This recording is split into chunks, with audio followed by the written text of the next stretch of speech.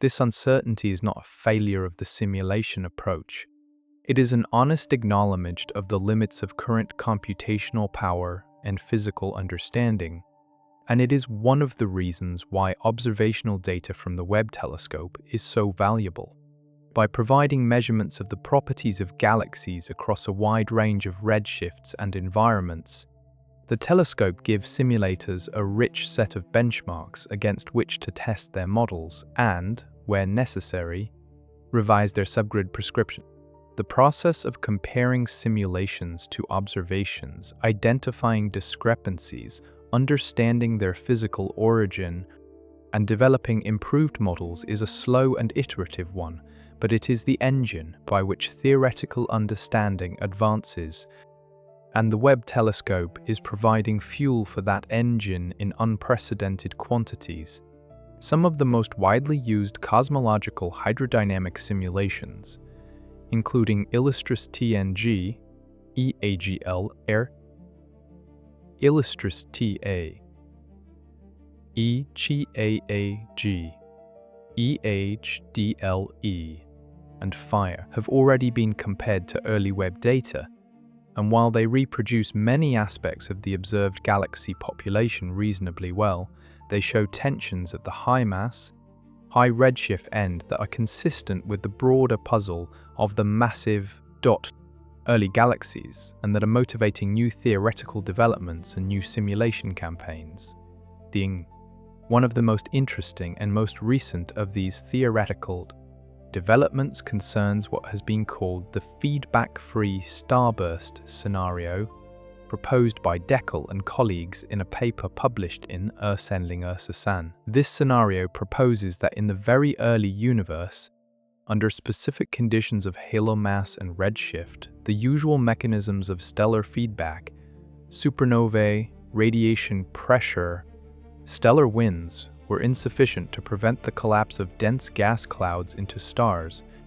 allowing star formation to proceed at an efficiency approaching or even exceeding 100% of the available gas mass over a single dynamical time. The conditions required for this feedback-free regime to operate include gas densities high enough that supernova remnants cool rapidly before they can do significant mechanical work on the surrounding medium, and free-fall times short enough that the star formation process is essentially complete before feedback can respond. These conditions are most readily met in the densest environments of the early universe, which are precisely the environments in which the most massive early galaxies are expected to form. Scenario is correct. It would explain not only the existence of very massive galaxies in the early universe, but also some of their other observed properties, their compactness, their high star, their apparent tendency to quench rapidly after an intense early burst of star formation, in a way that is physically motivated and internally consistent with the broader framework of theme CDM cosmology,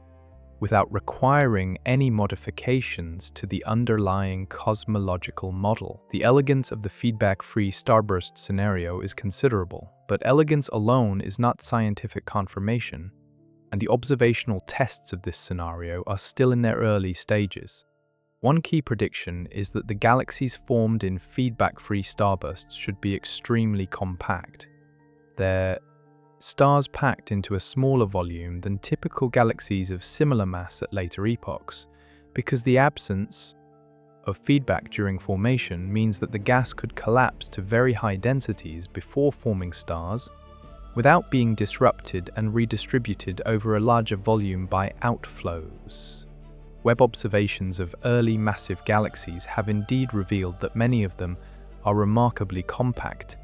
with effective radii, the radius enclosing half the total light, that are significantly smaller than those of galaxies of similar mass in the present-day universe. This compactness is itself a subject of considerable interest, because it implies that the central stellar densities of early massive galaxies were extraordinarily higher than those of any galaxies observed in the local universe, and understanding how these compact early galaxies evolved into the more extended galaxies of the present. What they, if indeed they are the progenitors of local massive galaxies, requires invoking processes of size growth through merging and accretion that are also subjects of active research. The relationship between the compact massive galaxies of the early universe and the massive galaxies of the present day, whether the former evolved into the latter through a series of merging events, or whether the two populations are related in more complicated ways, is one of the threads connecting the study of early galaxies to the study of galaxy evolution across cosmic time more broadly. The massive elliptical galaxies of the present-day universe, with their old red stellar populations and their relatively smooth, featureless morphologies, are in many respects the most natural candidates for the evolved descendants of the compact, massive, rapidly star-forming or rapidly quenched galaxies detected by Webb at high redshifts. The process by which a compact, dense, early-type galaxy might grow in size and decrease in central density over cosmic time, without forming many new stars, since many of the most massive early-type galaxies are known to have been quiescent for most of their history, is thought to involve a series of minor mergers, in which smaller galaxies are accreted onto the periphery of the larger galaxy, adding mass preferentially to the outer regions and thereby increasing the effective radius without dramatically changing the central stellar density. This picture of inside-out growth through minor merging is supported by a substantial body of observational evidence and theoretical modeling, and it provides a framework for connecting the early compact galaxies seen by Webb to their present-day analogues, though the details of this connection and the degree to which the early compact galaxies seen by Webb are truly the progenitors of today's massive ellipticals rather than a distinct population that followed a different evolutionary path, remain subjects of genuine scientific uncertainty and ongoing investigation. The universe, as always, is more complicated in its details than any single theoretical narrative can fully capture, and the Webb telescope is providing a level of observational detail that is forcing a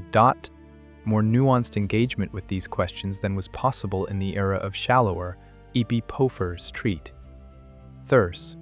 less sensitive every new spectrum, every new morphological measurement, every new determination of a galaxy's chemical composition or star formation. History adds a constraint that the theoretical models must accommodate, and the cumulative weight of these constraints is slowly but surely narrowing the space of viable theoretical explanations and pointing toward a picture of early galaxy formation that, while not evilly assembled, is already considerably richer and more interesting than what existed before the telescope began its observations. The chemical composition of early galaxies is, in this respect, one of the most powerful and most informative observational probes available, and it is worth dwelling on what the measurement of chemical abundances in high redshift galaxies can tell us about their formation histories. The heavy elements, everything heavier than helium in the periodic table, produced in the interiors of stars and distributed into the interstellar medium through stellar winds and supernova explosions, are sometimes referred to collectively by astronomers as metals, in a usage that extends the chemical definition of the term to include elements like carbon, oxygen, and nitrogen that would not ordinarily be called metals in a chemical context. The abundance of these metals in a galaxy's gas and stars, relative to hydrogen and helium, is called its metallicity, and it is one of the most fundamental properties of a galaxy's interstellar medium,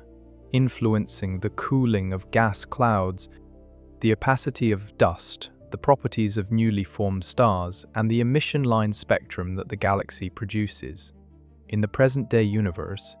there is a well-established relationship between a galaxy's stellar mass and its gas phase metallicity. The mass-metallicity relation, in which more massive galaxies tend to have more metal-enriched gas, reflecting their longer and more productive histories of star formation and the correspondingly larger number of stellar generations that have contributed to chemical enrichment over cosmic time. The Webb telescope is extending measurements of the mass-metallicity relation to redshifts that were previously inaccessible, and the results are revealing that the relation evolves significantly with cosmic time, that galaxies at high redshifts tend to have lower metallicities than galaxies of similar mass in the present-day universe, as expected, given that they have had less time to process their gas through stellar nucleosynthesis. But the detailed shape of this evolution and the degree to which it deviates from the predictions of theoretical models contains important information about the efficiency of star formation, the rate of gas accretion from the intergalactic medium, and the strength of metal-enriched outflows driven by stellar feedback. A galaxy that accretes large quantities of pristine, metal-poor gas from the intergalactic medium will have its metallicity diluted, relative to what it would be in the absence of accretion, while a galaxy that drives strong metal-enriched outflows will lose metals to the surrounding halo and intergalactic medium, also lowering its gas phase metallicity. The interplay between these processes, star formation enriching the gas, accretion diluting it, outflows removing it, determines the metallicity of a galaxy at any given moment in its evolution, and the mass-metallicity relation at different redshifts encodes the integrated history of these competing processes across the galaxy population as a whole. What makes the metallicity measurements from Webb particularly compelling is their precision and their reach into the high redshift regime. INEARSpec's sensitivity to the emission lines of oxygen, nitrogen, hydrogen, and other elements, lines that are redshifted into the near-infrared for galaxies at redshifts above 2 or 3, allows the measurement of gas phase metallicities for individual galaxies at redshifts where previously only stacked spectra, averaging over many objects simultaneously, could provide useful constraints. Individual metallicity measurements carry far more interpretive power than stacked measurements, because they allow the scatter around the mass-metallicity relation to be characterized, scatter that reflects the diversity of individual galaxy formation histories, and that contains physical information about the variability of accretion rates, outflow strengths, and star formation efficiencies from galaxy to galaxy. Early Webb results have already revealed that some high redshift galaxies have metallicities that are lower than expected even given their redshift and mass, suggesting unusually high rates of metal-poor gas accretion or unusually efficient metal outflows, while others have metallicities that are higher than expected, potentially indicating rapid early chemical enrichment consistent with an intense early burst of star formation, exactly what the feedback-free starburst scenario would predict for the most massive early galaxies. See the nitrogen to oxygen abundance ratio, a particularly informative chemical diagnostic that reflects the relative contributions of different stellar populations and nucleosynthetic processes to the chemical enrichment of a galaxy's gas, has emerged as a subject of special interest in the context of the Webb observations following the discovery of several high redshift galaxies with unexpectedly high nitrogen abundances relative to oxygen. This anomaly, first reported in a galaxy designated GNZ-e, one of the most distant galaxies known, now spectroscopically confirmed at a redshift of Serdent Loop by Webb observations that built on earlier Hubble detections, has attracted considerable theoretical attention and has been interpreted in various ways, including as evidence for the contribution of Wolf-Rayet stars, which are known to produce large quantities of nitrogen, or as evidence for the presence of a nitrogen-rich population of stars, produced in extreme physical conditions not well represented in current stellar evolution models, or even as a signature of the enrichment of the galaxy's gas by a dense stellar cluster akin to a globular cluster in the process of formation. GNZ Sirius is, by any measure, a remarkable object, one of the brightest galaxies known at its redshift, with evidence for an active galactic nucleus contributing to its luminosity, a compact morphology, 10^4, and now this puzzling chemical signature that does not fit neatly into existing theoretical frameworks. The case of GNZ illustrates with particular clarity the way in which the Webb telescope is not merely providing quantitative refinements of existing knowledge, but is genuinely revealing new phenomena, new classes of objects, new physical processes, new chemical signatures that challenge our understanding in ways that go beyond the straightforward tension between observed and predicted galaxy masses. Each individual remarkable object detected by the telescope motivates new theoretical work. Each individual remarkable object detected by the telescope opens a new line of empirical work and contributes to the growing realization that the early universe was a place of extraordinary physical richness and complexity, a place where conditions that no longer exist anywhere in the universe were producing phenomena that we are only now,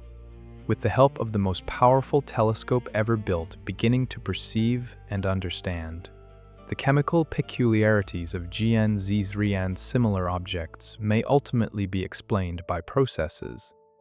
that, once identified and incorporated, will illuminate aspects of early galaxy formation that we did not previously know to look for, or they may point toward genuinely new physics, new stellar populations, or new modes of chemical enrichment that will require significant revision of our understanding of stellar evolution and nucleosynthesis in the early universe. Alongside the chemical abundance, the ionization state of the gas in early galaxies, the degree to which the gas has been ionized by the ultraviolet radiation from young stars or from an active galactic nucleus, provides another powerful diagnostic of galaxy properties and physical conditions. The emission line spectra of high redshift galaxies observed by Webb frequently show evidence for higher ionization conditions than those typical of present-day star-forming galaxies, higher ratios of doubly ionized oxygen to singly ionized oxygen, higher ratios of high ionization to low ionization species, consistent with the harder radiation fields expected from younger, hotter stellar populations or from the contribution of active galactic nuclei. These high ionization conditions also mean that the standard emission line diagnostic diagrams used to classify local galaxies, the BPT diagram, which uses ratios of oxygen, nitrogen, hydrogen, and sulfur emission lines to separate star-forming galaxies from AGN, may not apply straightforwardly to high redshift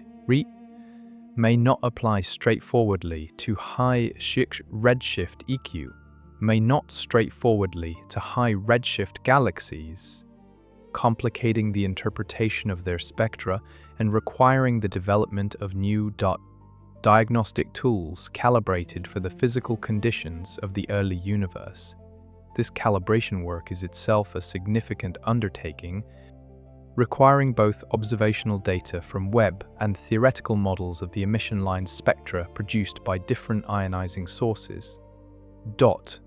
Under different physical conditions, models that are being actively developed and refined in response to the new Webb observations.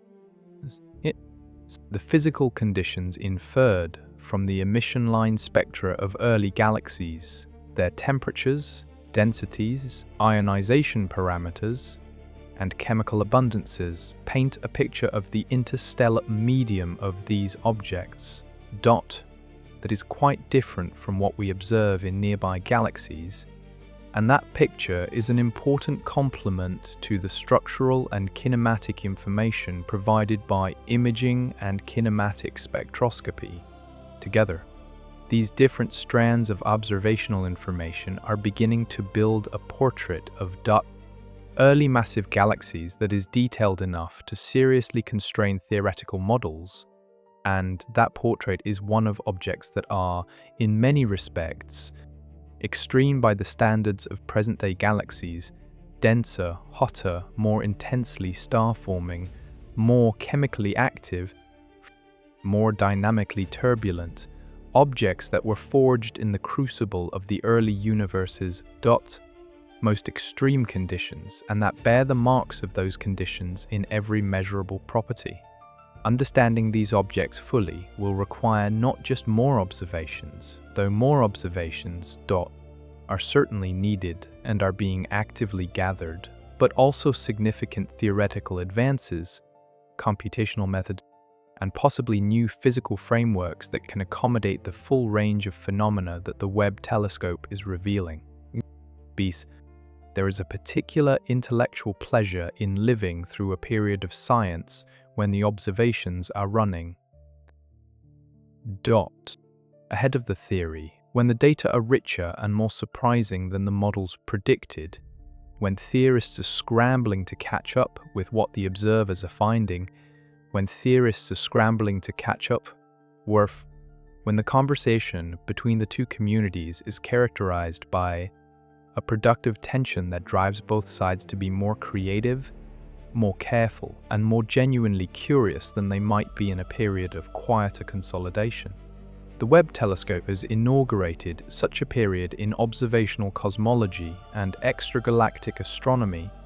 and the questions it is raising about the early universe, about how the first massive galaxies formed so quickly, about how the first supermassive black holes grew so large so soon, about how the chemical enrichment and morphological evolution and kinematic development of galaxies proceeded in the extreme conditions of the first billion years, are questions that will occupy the field for decades, driving new instruments, new surveys, new theoretical frameworks, and new generations of scientists who will carry the investigation forward into territory we cannot yet fully envision. And that future, while not yet fully visible from the vantage point of the present moment, is already beginning to take shape in the form of new telescope concepts, new observational strategies, and new theoretical ideas that are being developed in direct response to what the Webb telescope is finding. The story of science is, in this sense, always a story of productive incompleteness, of questions that open onto further questions, of answers that reveal the outlines of deeper puzzles, of instruments that, in showing us more of the universe than we have ever seen before, simultaneously show us how much more there is yet to see. The Webb telescope, extraordinary as it is not the final word on the early universe. It is, in the grand arc of the human endeavor to understand the cosmos, a pivotal chapter in a book that is still being written by minds that are still developing the language adequate to the task. But let us return for a moment from these broader reflections to the specific and the concrete, to the individual galaxies, the individual spectra, the individual measurements that are the actual substance of the science being done. Among the most important and most carefully studied programs currently being conducted with the Webb telescope is the JADES survey, the JWST Advanced Deep Extragalactic Survey, a joint effort between the NIRCam and NIRSpec instrument science teams that represents the deepest and most comprehensive extragalactic survey yet undertaken with the telescope. JADES is targeting two regions of the sky that have been observed extensively by previous facilities, including the Hubble Space Telescope, the Chandra X-ray Observatory, and the Very Large Array, The JWST North and JWST South fields, the UTT-DUTUS, the JWST North and JWST South fields, which together cover an area of roughly 60 square arc-minutes with Webb imaging reaching depths sufficient to detect galaxies at redshifts up to and beyond 15, if such objects exist with sufficient luminosity to be detected. Complementing the imaging, JWST includes an extensive NIR-SPEC spectroscopic component that is obtaining spectra for thousands of galaxies across a wide range of redshifts, building a statistically powerful sample that will allow detailed studies of galaxy evolution from the present day all the way back to within a few 100 million years of the Big Bang. The early results from JWST have been remarkable in their scope and their specificity. The survey has produced spectroscopic confirmations of galaxies at redshifts above 10 that now number in the dozens, a sample size that would have been unimaginable before the Webb telescope, when the total number of spectroscopically confirmed galaxies at such extreme distances could be counted on the fingers of one hand. Sample of this size, it becomes possible to do real statistical science, to measure not just individual properties, but the distribution of properties across the population, to look for correlations and trends that reveal the underlying physics, and to compare the observed population with the predictions of theoretical models in a statistically meaningful way. The JWST spectroscopic sample has already revealed, for instance, that the distribution of galaxy star formation rates at high redshifts is broader than models predict, that while the average star formation rate is roughly consistent with what models expect, there is a tail of galaxies with star formation rates significantly higher than the average, and a corresponding tail of galaxies that appear to be forming stars at rates significantly lower than average, or even to have already largely ceased star formation. This bimodality, or at least this broad distribution in the star formation properties of early galaxies, is an important clue about the physical processes that regulate star formation in the early universe, and its theoretical interpretation is an active area of research. One of the most scientifically significant individual results from JWST concerns a galaxy designated JWST Fooling, which was confirmed spectroscopically in early Arsenling Artusu at a redshift of Cenar, making it, at the time of its confirmation, the most distant spectroscopically confirmed galaxy ever observed, existing at a time when the universe was only approximately Kosh's million years old. The confirmation of this object's redshift, achieved through the detection of the Lyman alpha break, the sharp cutoff in the spectrum of a galaxy caused by the absorption of photons with energies above the Lyman limit by neutral hydrogen in the galaxy's own interstellar medium and in the surrounding intergalactic medium, and through the detection of emission lines in the rest frame ultraviolet, represents a landmark achievement of the Webb telescope and of the JWST program in particular. But beyond the record-setting redshift itself, what makes JWST Fooling particularly interesting scientifically is its luminosity. It is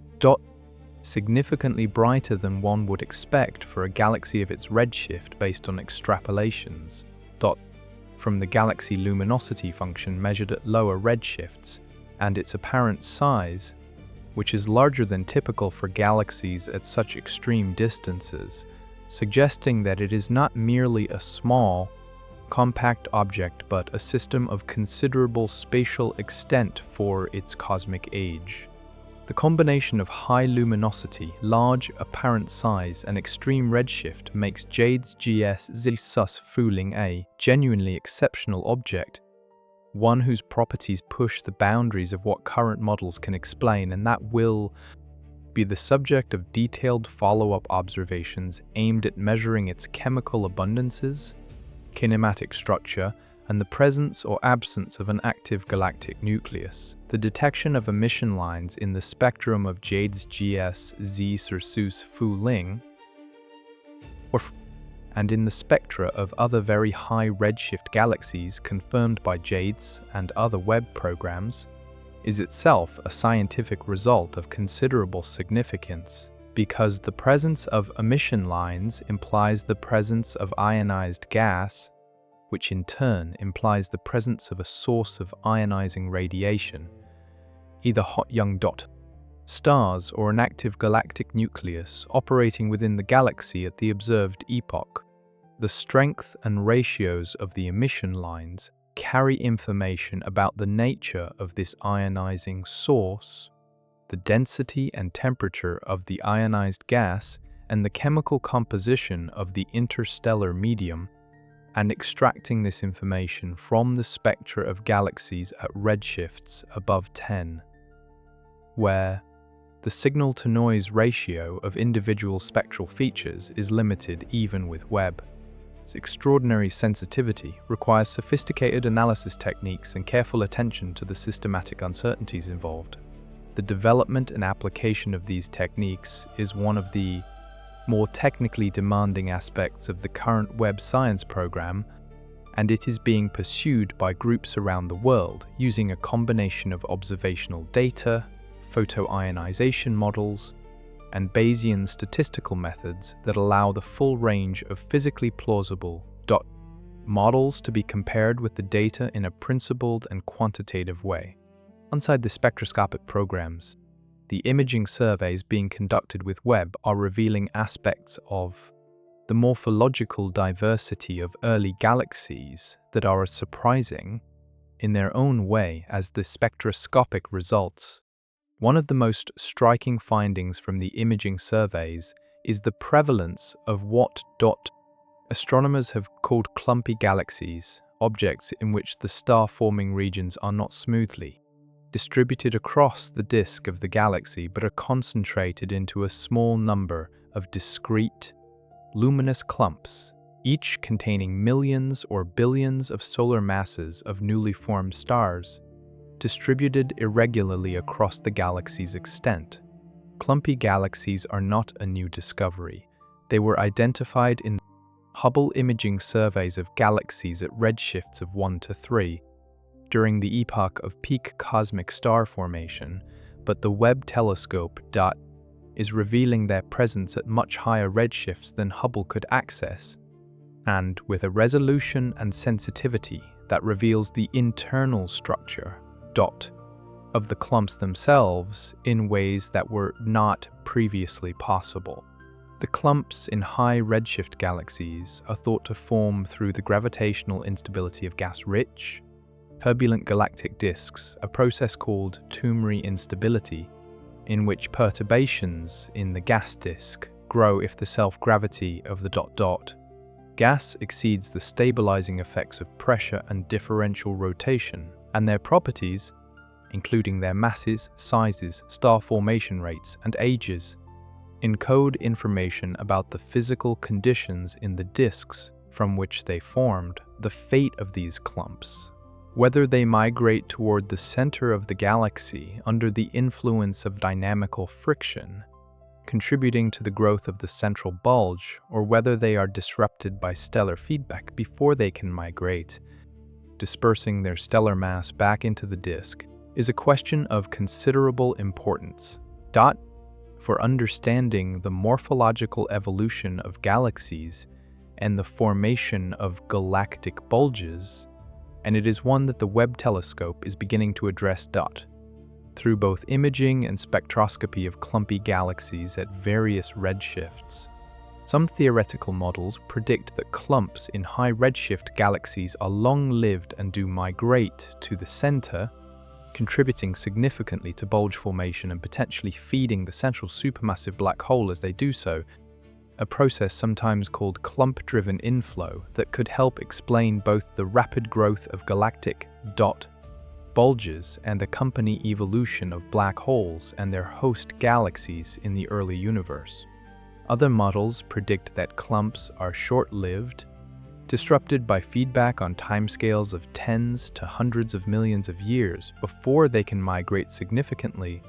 and that their main contribution to galaxy evolution is through the turbulence and outflows they drive rather than through their physical migration. Observationally distinguishing between these scenarios requires measurements of clump ages, chemical compositions, and kinematics at the level of detail that only Webb can provide for high redshift galaxies,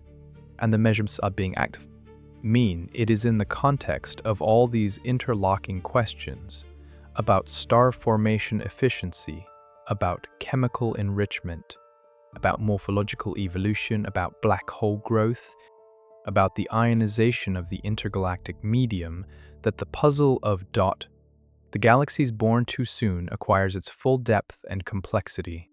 It is not a single, isolated anomaly. It is a thread that, when pulled, draws with it a whole tapestry of interconnected questions about the physics of the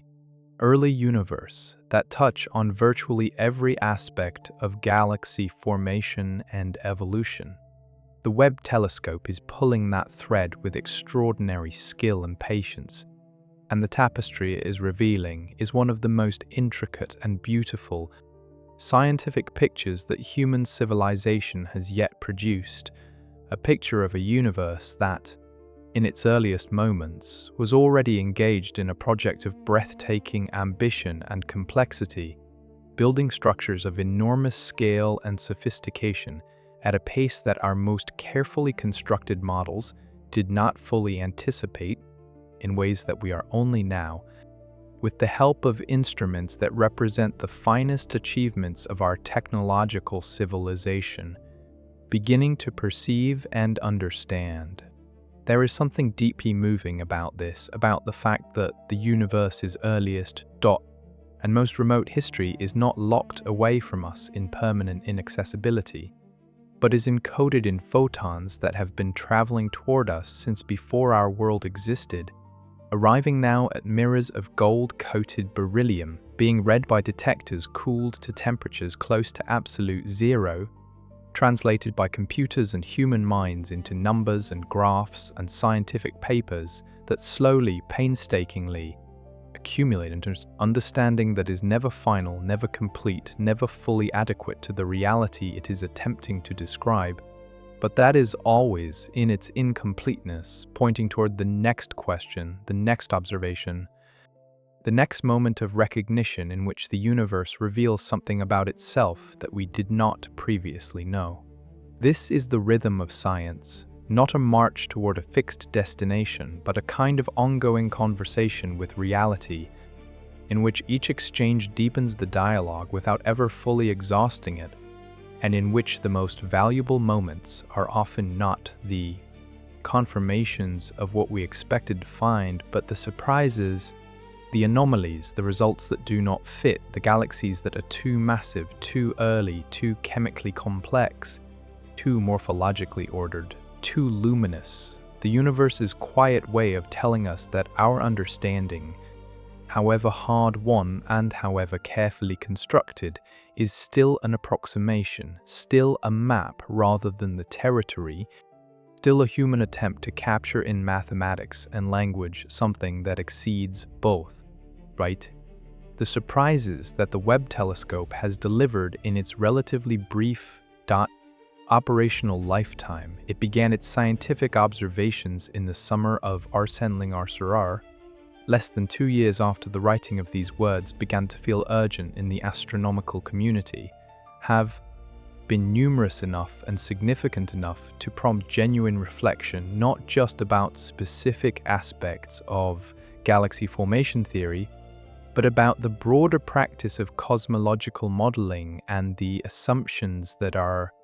built into it at levels deep enough that they are rarely examined explicitly. One such assumption concerns the nature of dark matter itself, the substance that makes up approximately T% of the total energy density of the universe, that provides the gravitational scaffolding within which galaxies form and whose fundamental physical nature remains, despite decades of intensive effort, completely unknown. The standard assumption embedded in the SEAM-CDM framework is that dark matter consists of particles that are cold, meaning that their velocities at the dot-stop routine, which time of decoupling from the rest of the cosmic plasma, were much smaller than the speed of light, and that interact with each other and with ordinary matter only through gravity, with no significant self-interactions and no electromagnetic or other non-gravitational couplings.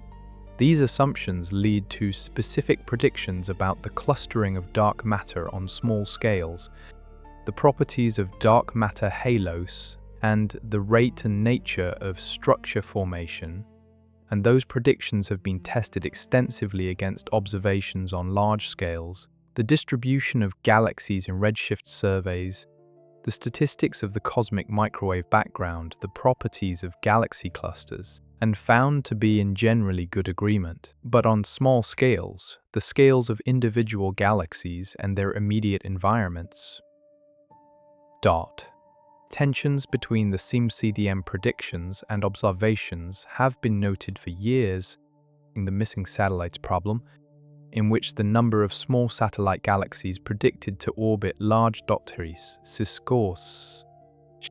galaxies like the Milky Way exceeds the number observed by significant factors,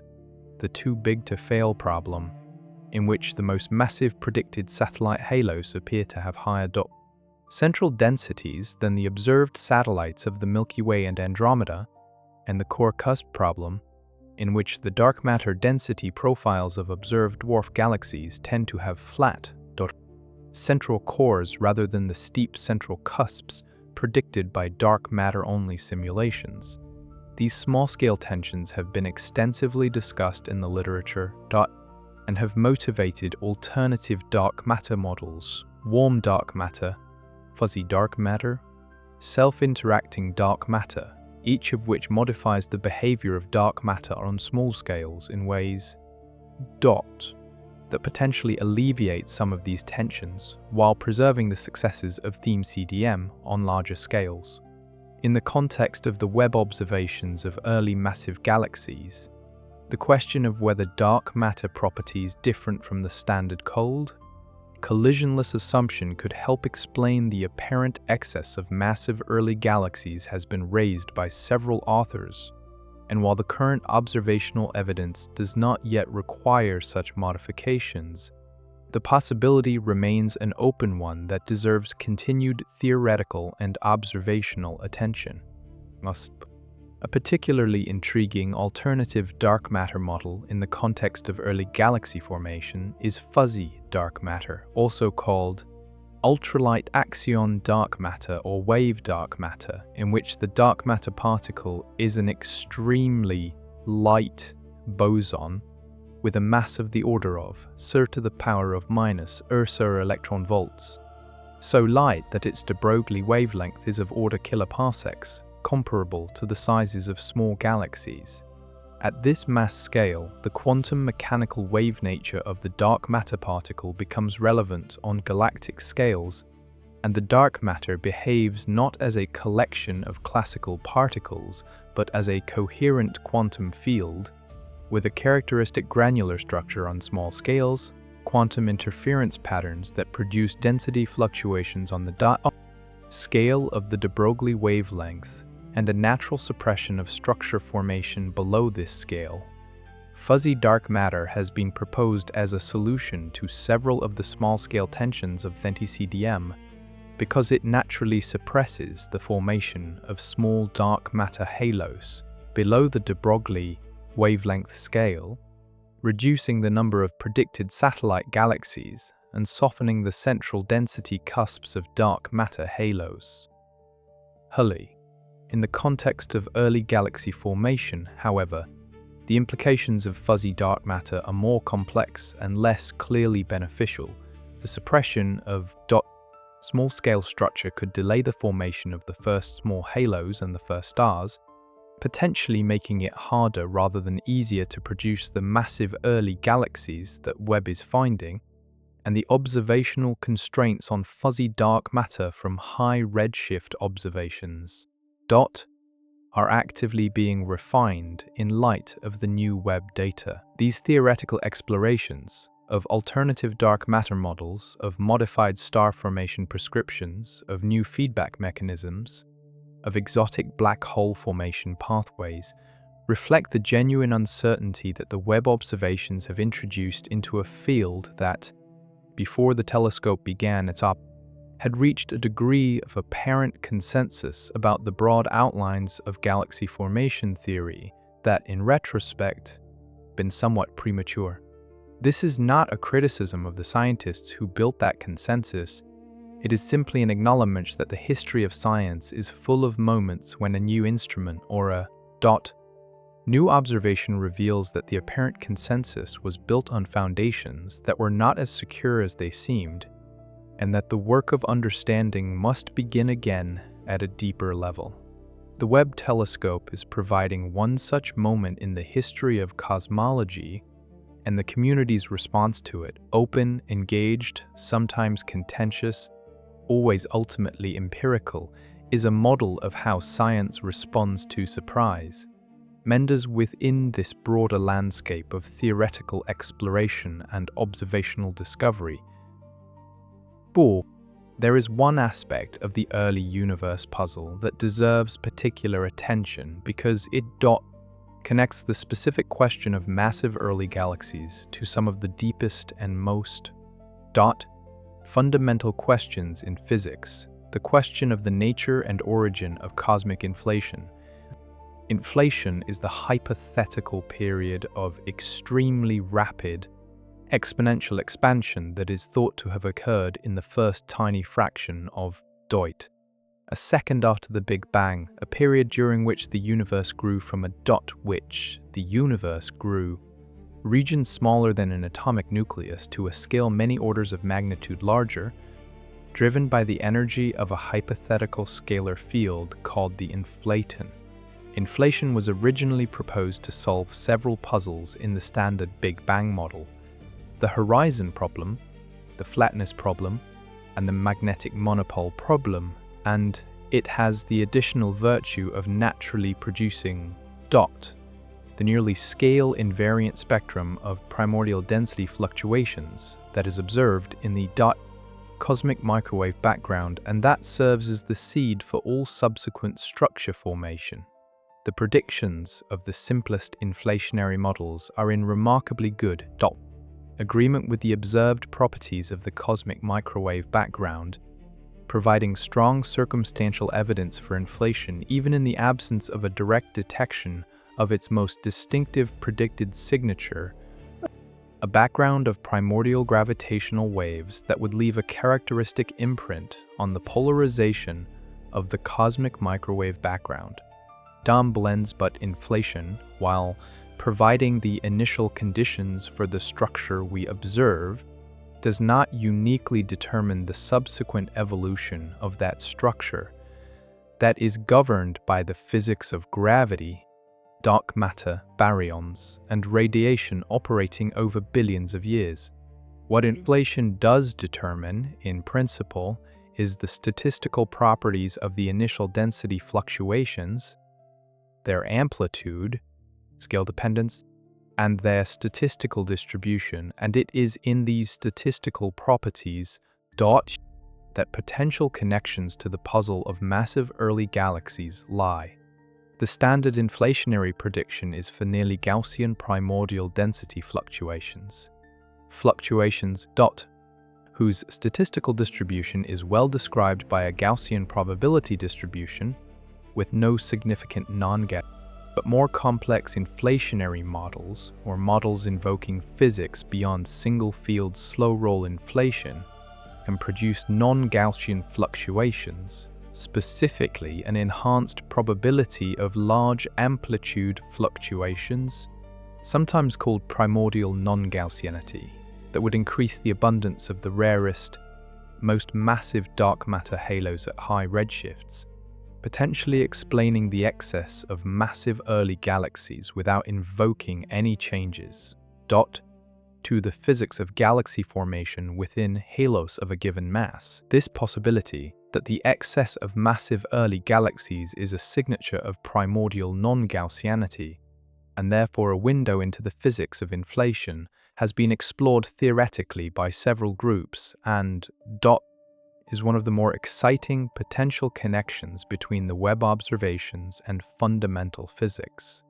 The constraint on primordial non-Gaussianity from current observations, primarily from the cosmic microwave background, already places significant limits on the amplitude of non-Gaussian components, and the question of whether the level of non-Gaussianity required to explain the Webb observations is consistent with those limits is one that is being actively investigated. If it turns out that a modest enhancement of non-Gaussianity within the range allowed by current constraints can account for a significant fraction of the observed excess of massive early galaxies, this would be a result of extraordinary scientific importance. It would mean that the galaxies the Webb telescope is finding in the early universe are not merely challenging our models of galaxy formation, but are providing a new observational probe of the physics of the universe's earliest moments, the period of inflation that set the stage for everything that followed. That's the possibility of probing inflation through the statistics of the high redshift galaxy population is not entirely new. It has been discussed theoretically for some years,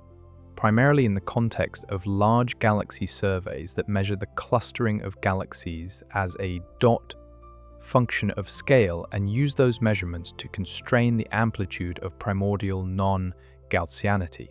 What the Webb telescope adds to this picture is the ability to measure the number density of the rarest, most massive galaxies at the highest accessible redshifts, precisely the objects that are most sensitive to non-Gaussianity, because they correspond to the rarest peaks in the primordial density field, where even a small enhancement of the probability of large fluctuations has the largest effect on the expected abundance. The statistical uncertainties in the current Webb measurements are still large enough that definitive constraints on non-Gaussianity from the high redshift galaxy population are not yet possible, but as the Webb surveys accumulate more data and the sample sizes of confirmed high redshift massive galaxies grow, constraints will improve, potentially reaching a level of precision that can meaningfully test inflationary models in a way that complements the cosmic microwave background measurements and provides independent information about the physics of the very early universe, a prospect that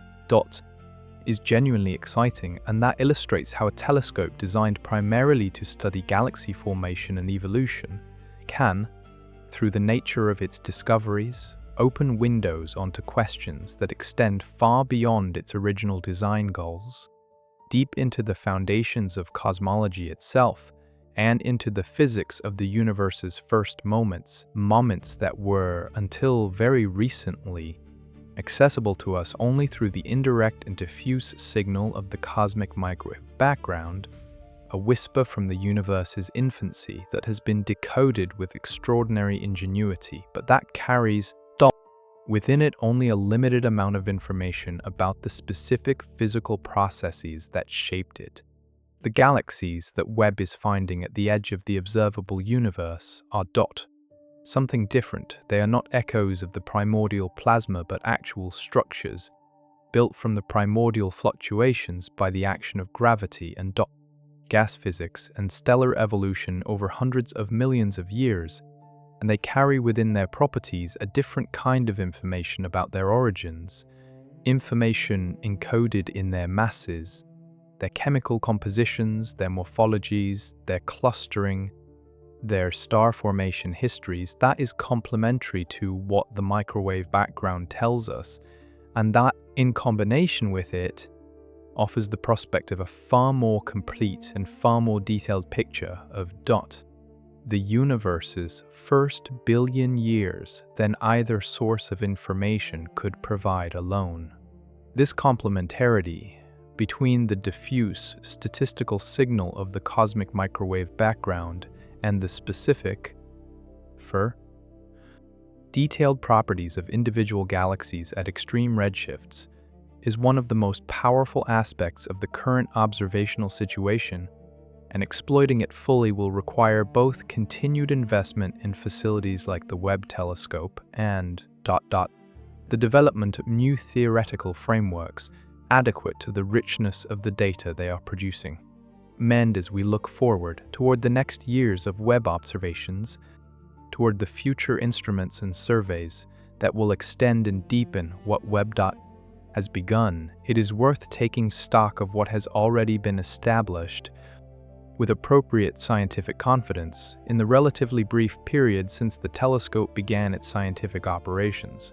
It has been established through spectroscopic confirmation of individual objects that galaxies exist at redshifts above 10, 11, and even 14, at times when the universe was between Urbeck-Torsand Seebyte-Worsers million years old, with luminosities and, in many cases, stellar masses that challenge the predictions of standard galaxy formation models.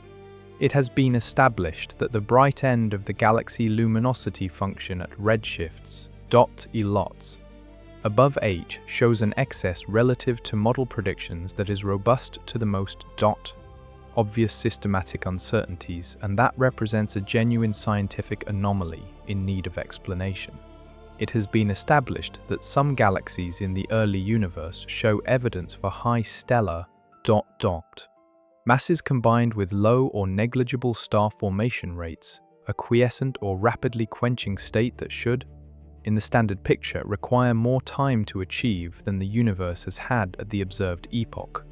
It has been established that the morphological diversity of early galaxies is greater than previously appreciated, with ordered disk structures, clumpy star-forming regions, and compact quiescent systems all coexisting at redshifts that, until recently, were expected to be dominated by irregular, dynamically immature objects. And it has been established that the chemical enrichment of early galaxies, while generally at lower metallicity than present-day galaxies of similar mass,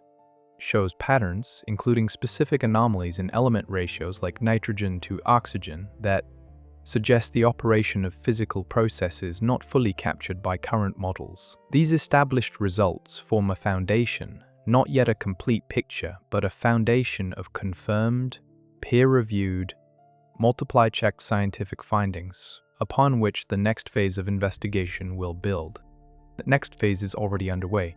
driven not only by the Webb telescope's ongoing observational programs, but also by the theoretical and computational work being done in response to the new data,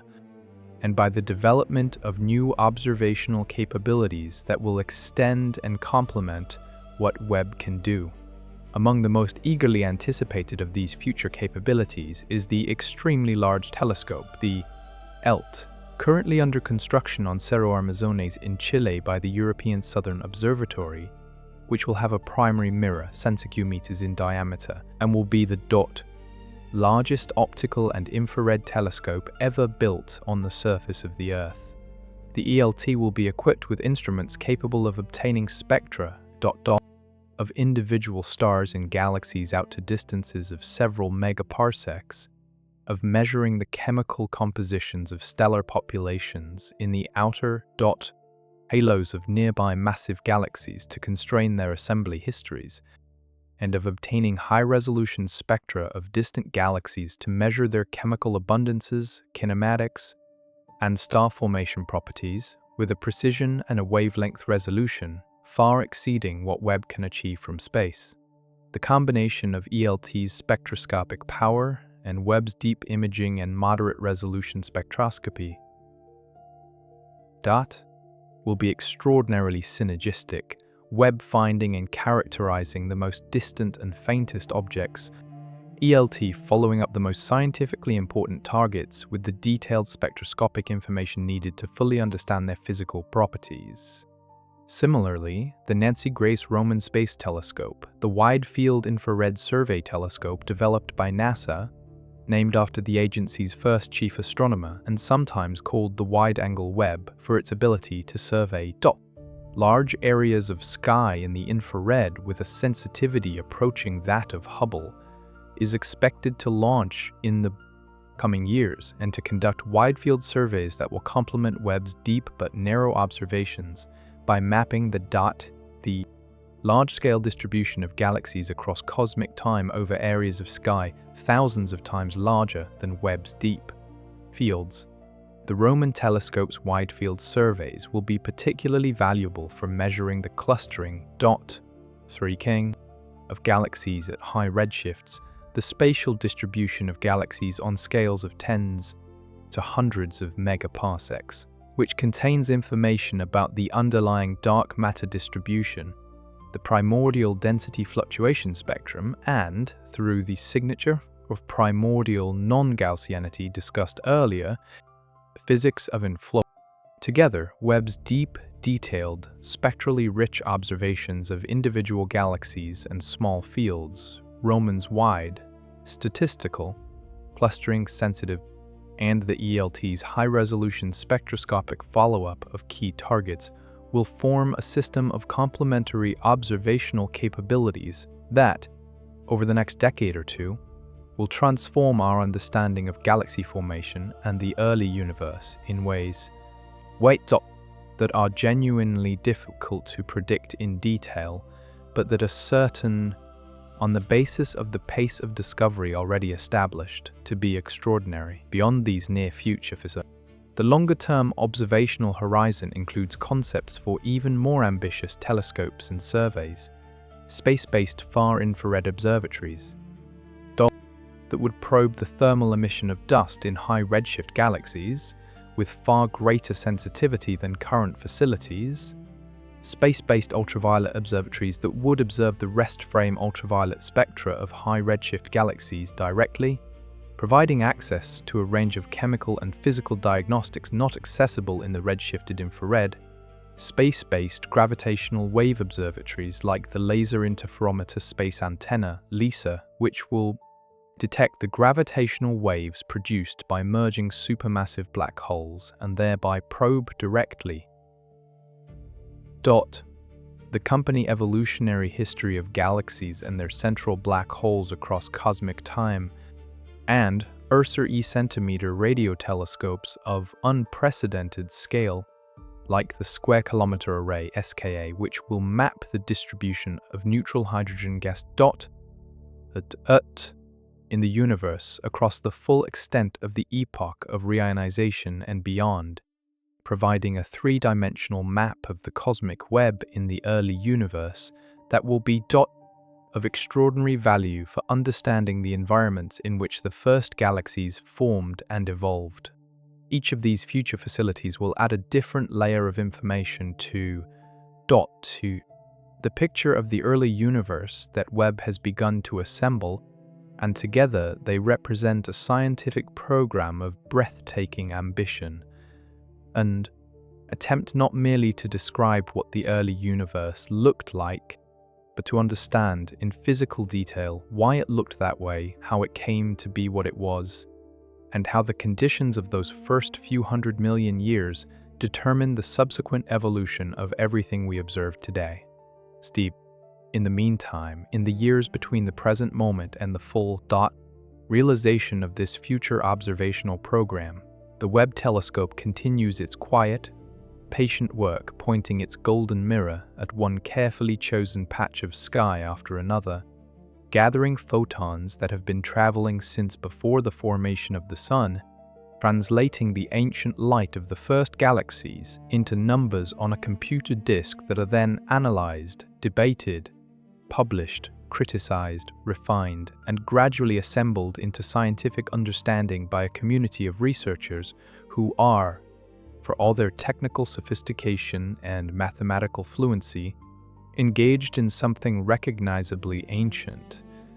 the attempt to make sense of the sky, to read in the pattern of lights above the story of where everything came from and how it came to be. What is new is not the impulse but the instruments, not the curiosity but the capability, and the capability the Webb telescope represents is so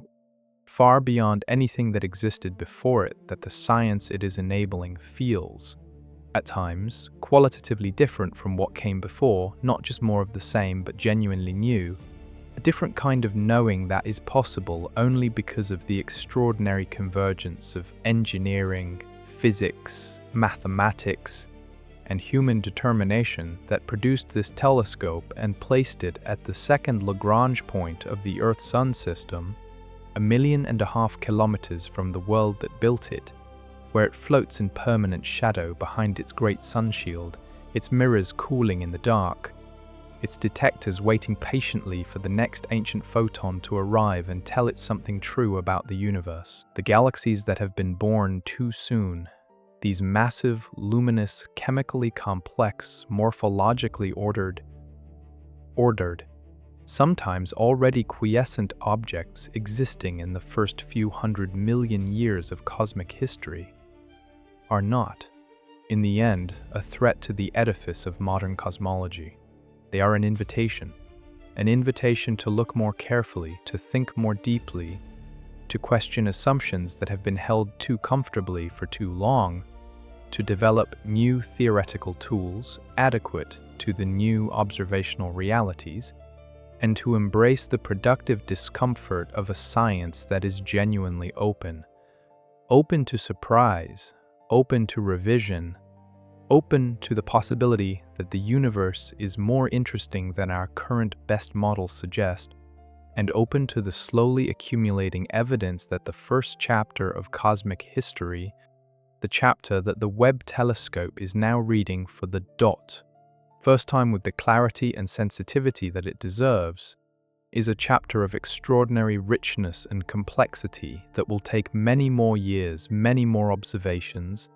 and many more moments of careful, humble, genuinely scientific thinking to understand in anything approaching its full depth. And there is a moment, sometimes, in the experience of looking at a deep-field image from the Webb telescope. One of those images in which every point of light is a galaxy, every galaxy a collection of billions of stars, and the whole image a slice through a universe of almost incomprehensible depth and age, when the scientific and the personal merge in a way that is difficult to articulate but impossible to ignore. It is a moment of recognition, not of anything specific but of something general, a recognition of scale, of time, of the fact that the universe has been doing extraordinary things for an extraordinarily long time without any witness, and that we, these brief and fragile creatures on a small planet orbiting an ordinary star in the outer arm of a galaxy that is itself just one among hundreds of billions, have somehow managed to build instruments capable of seeing back to within a few 100 million years of the beginning of everything, and of reading in the light of the first galaxies something true about the nature of the cosmos and our place within it. That recognition is not a scientific, it is something older and quieter and harder to name, something that sits at the boundary between knowledge and wonder, between what can be measured and what can only be felt, between the universe as an object of study and the universe as the context within which all study takes place. It is the feeling that the James Webb Space Telescope, in its quiet, patient, extraordinarily precise way, is evoking in the scientists who work with its data and in the broader public who follow its discoveries, and it is perhaps the most important thing it is producing, not the papers, not the redshift records, revised luminosity functions, but this renewed and deepened sense of wonder at the fact that there is something rather than nothing,